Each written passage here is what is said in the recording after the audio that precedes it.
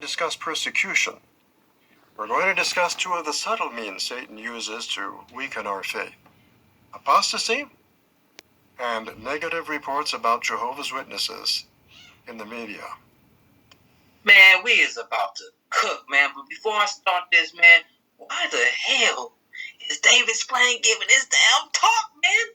David Splain ain't got no soul. He ain't got no personality. He ain't got no charisma. David Splain is just standing there, look like he about to fall in damn sleep. Why does Watchtower do this, man? David Splain walking there like a damn zombie. He's standing there reading the thing, ain't got no seasoning on that shit. David Splain, put some seasoning in that talk, man. You get your talk is gluten free. Your talk is giving gluten free vibes, man. You know what I'm saying? Gluten free. Put some seasoning in that talk, man. Tell you about to fall over and die as long as you talking. I'm about to fall asleep. I was thinking, man, I was like, damn, nigga, can you imagine, like, David Splain, like, you know what I'm saying? David Splain trying to talk dirty to his wife, you know what I'm saying? I'm like, I can't imagine what. No, this is why I imagine David Splain, man. Watch this. Hi, honey. I was thinking, Jehovah gave me new light, and I think we could spicing up the Watchtower study. I'm gonna come home. I'm gonna take off my glasses. First off, I'm gonna pop you on your tush. What I think we do is we do Watchtower. Every answer you give, I take off an article of clothing. Every answer I give, you take an answer or article of clothing of you. His wife on the phone like, oh, David, you're so naughty. David's man like, no, sweetheart. Not naughty. Anointed. But anyway, man, check this out. I want to go through this, man, because when I'm listening to David Splain, I'm like, I know what David Splain doing in this talk. See what I'm saying? Some of this stuff go over people's head, but I know everything David Splain did. I know everything David Splain did in this talk. I'm not going to play the whole talk again. It's late. And if I do this, if I watch this whole talk, I would actually fall asleep on this damn camera. But anyway, man, the first question he asked, or the first scenario he did, was some damn fake scenario. You going to somebody's door, and they asking them about parents letting the kids die. The kids die. And the thing he talking about, but ask them where they got the information from. Now, you're working from door to door, and you meet a householder who says, you Jehovah's Witnesses are terrible people. You let your children die. You don't accept medical treatment. Well, you ask the householder, do you know any of Jehovah's Witnesses personally? No. Then where did you get the idea that we let our children die and don't accept medical treatment? The householder says, I have it on good authority. I read it in the newspaper. This is how you know David Splain don't go door to door. Because nobody say this shit. This is how you know David Splain and everybody do not go to the door, because the answer he gave us, it's not even real. I just had an epiphany. It just came out thin air that you guys just let your kids die, and I heard it on the news. I'm like, David Splain, is you damn see now? You ain't gotta go to the news. Y'all had the whole damn magazine. The magazine. David Splain, y'all forgot this magazine you wrote? Was you even born? Wait, 19? Yeah, he was born when this magazine wrote. He probably wrote it. You ain't gotta go to no damn news magazine to see that Joe Witness let the kids die. Thing. Y'all got magazines on that shit. Y'all go to assemblies talking about this, man, and praising and clapping and cheering that y'all let y'all kids die. So it's like, David Splain, what are you doing? Why you create that scenario? I know why you create that scenario.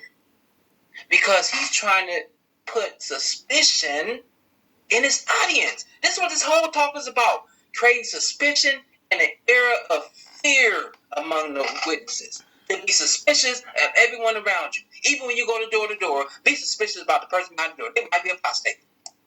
And then I'm listening to talk. I'm like, David Splain and said poison like 11 times in the video. Why did you say poison so much? Listen to this. So first, let's talk about apostasy. And we'll call it spiritual poison. Now think about poison. What's the best way to avoid being poisoned? Well, we have to recognize poison when we see it and then avoid it. is like holding his hand while he drinks poison and then having some yourself so he doesn't have to drink alone. That's like a weightlifter, thinking that he can drink a vial of poison and it won't hurt him because he's so big and strong, that we can't be affected by the poison of apostate ideas. Oh yeah, those apostates is, they spewing out poison like a weightlifter drinking poison. I'm like, what the? David Splain, why are you talking about poison so much? See, I'm like, David Splain look like on his free time he do poison. That's what I'm saying. David Splain looked like some mad scientist. I'm like, only David Splain would come up with the analogy of poison with apostasy, because David Splain looked like he'd been lab creating poison on his free time if you think about it. But anyway, man, what he did right there, this is a example of propaganda. It's called transfer. What you do doing propaganda is you will take one thing and associate it with something else. And you do it so much that when your audience hears this in the day-to-day life, they automatically associate that with that. You understand what I'm saying? Commercials do it. Commercials do it. You understand what I'm saying? So you'll have, during Christmas time, you'll have Santa Claus with a Coke and anything like that. Happy, you know what I'm saying? They transfer or they associate certain things with certain emotions. And what he's trying to do is associate what apostates talk about with something that's deadly. So if you listen to it, it can actually kill you. They've explained how the hell does truth kill you? Because we're speaking the truth, you're not.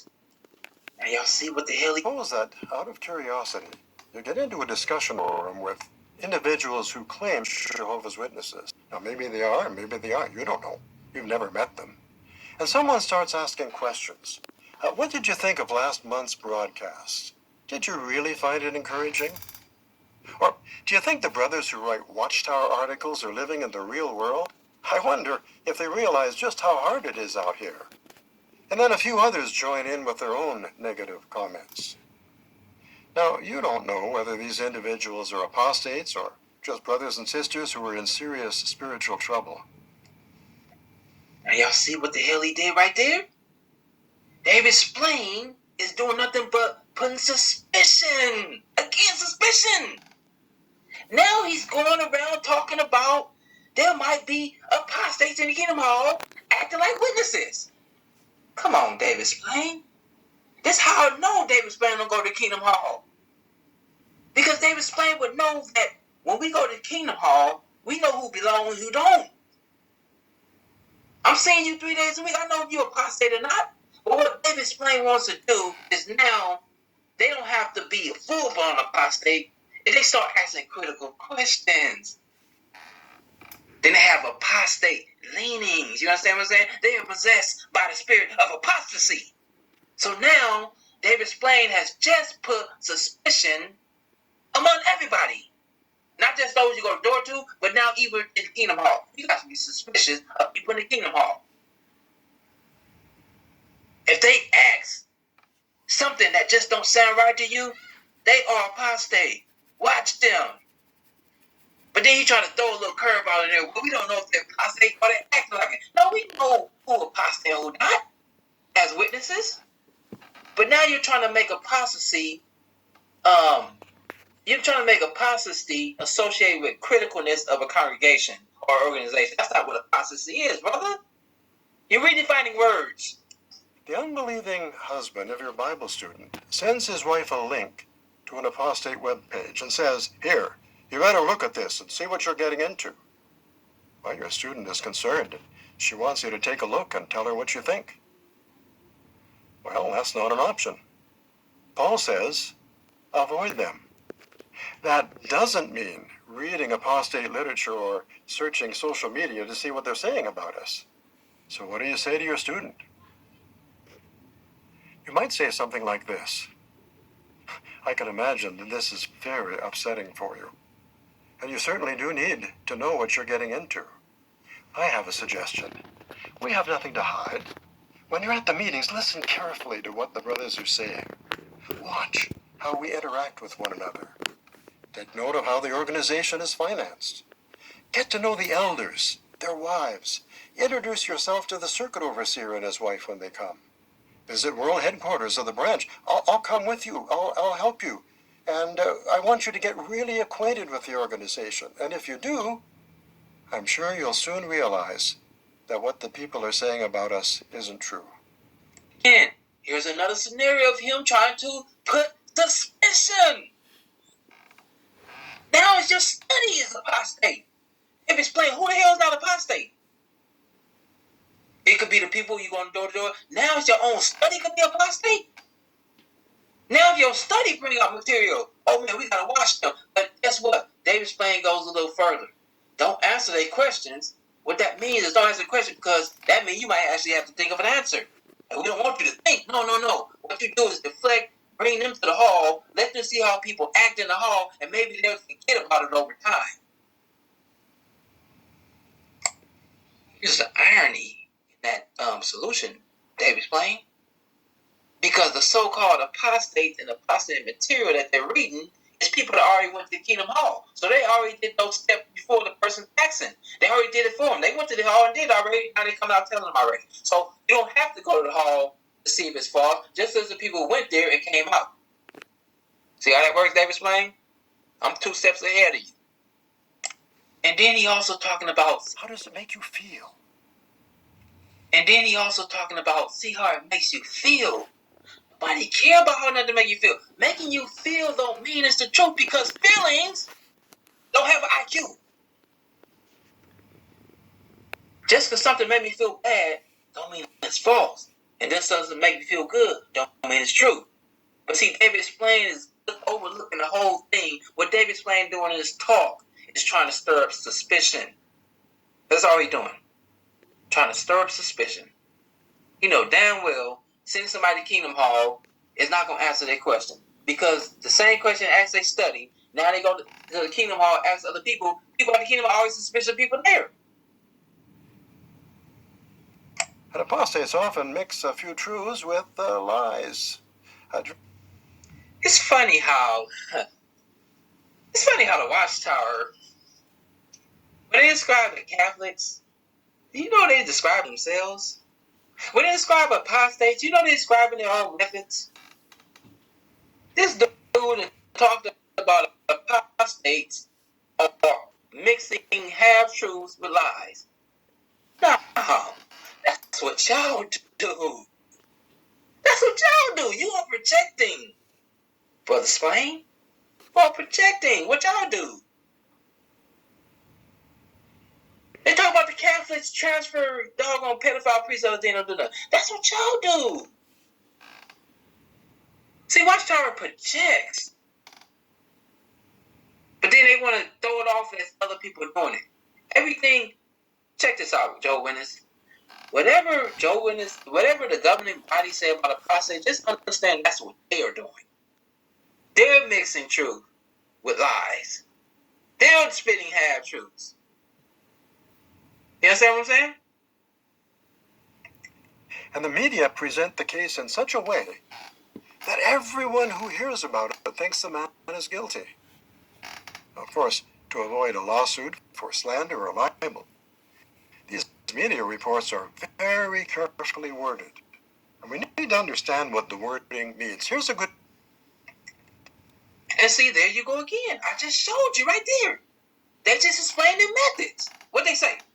The world knows, or lawyers or something, whatever they say, the media knows that they have to word things correctly because they can get lawsuits. That's what the Watchtower does. The Watchtower words things.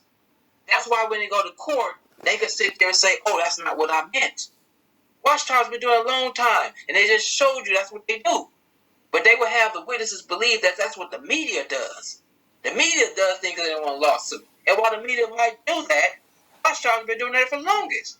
That's why they can go to the Royal Commission. That's why they can go to all these courts and they bring up these magazines. Y'all can sit there and say, oh, that's not how that works.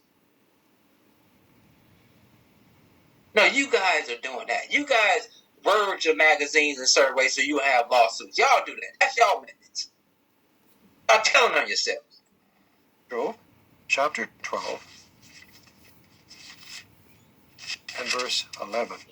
It's amazing how many principles we can draw from the book of Job for this talk. And that is interesting how you use the book of Job because, again, as I said before, what we're doing is propaganda, brother. You're doing propaganda, Brother David Splain.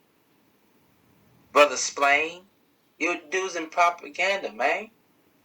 What you want the witnesses to think is that they are like Job and the apostates are like Satan. That's why you keep using the book of Job. The book of Job to put apostates in the same arena as Satan, coming to test the witnesses' integrity. Like we went up to God's face himself and said we can make them curse you. Ain't no principle in there about apostasy in no damn book of Job. What principle of apostasy you found in the damn book of Job? Ain't no apostasy in there. But no, what you're trying to do is you're trying to create an image that, oh my God, the witnesses got to be careful because we might be listening to Satan, we might be drinking down poison. Just a few drops of poison in a drink are enough to cause serious harm. Damn, there's that poison again. Poison is on this man's mind. Somebody better check on David Splain, man. This dude got poison on his mind. Poison, poison, the whole night through. This is an old sweet song. It's poison on his mind. Poison on his mind. Similarly, sometimes there's a TV program about Jehovah's Witnesses. Now, a few of these programs are balanced and fair. Many, or I dare say most, are not. And when they're not, you'll often find that the producers started out with a negative view of Jehovah's Witnesses, and then they looked for information to support their prejudice. So, whom did they turn to? Apostates and the clergy. Oh, now it's coming out. Now it's making sense. That's what this whole talk is about. You doing damage control, ain't you, Splain? You talking about some damn documentary with apostates in it. We shouldn't watch that either. See. It's out, man. See, back in the day, before there was the internet and things like that, we had to go to certain places to get information. Now we could be at home and get information where we had to actually go out in public to get it. You understand what I'm saying? Now we could be at the comfort of our home to get information. So, at first the narrative was, don't look at the websites because apostates are creators. But now you have documentaries from cable networks doing documentaries on Jehovah's Witness. See, Jehovah's Witness can't call the TV networks apostates. But what they can do is, because they got apostates in there, that makes it apostate material. See, David Splain, you ain't smart. I mean, you smart, but you're not smarter than me. So, what do we say in revision? In conclusion, our faith is under attack. And we have to fight. And Jehovah gives us what we need to fight with. False rumors are often spread during wartime. Brothers, this is war. From Mandalay Bay, Las Vegas, let's get ready to rumble!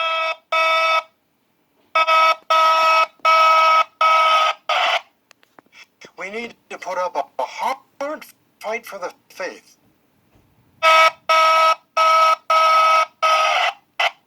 As if our life depended on it.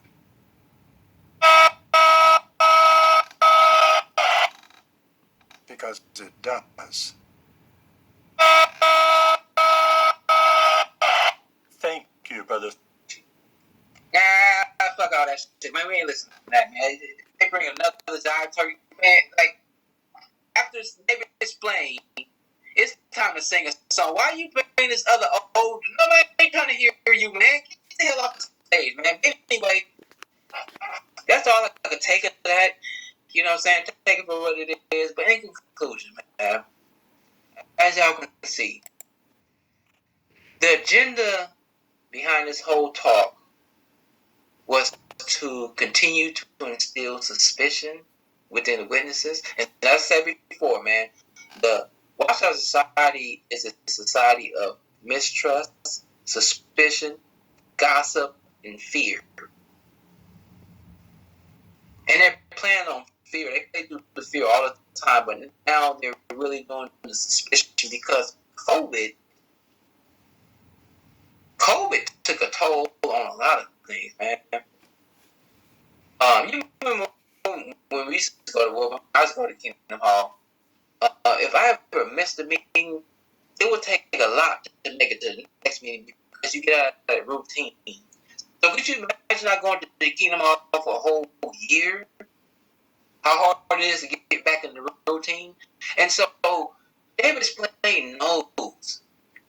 The society knows. The governing body knows. And everybody in the upper ranks knows that we got to keep these people in line. We got to get them back in line. We got to get them out of watching material because just imagine how many witnesses would actually going on YouTube during their free time.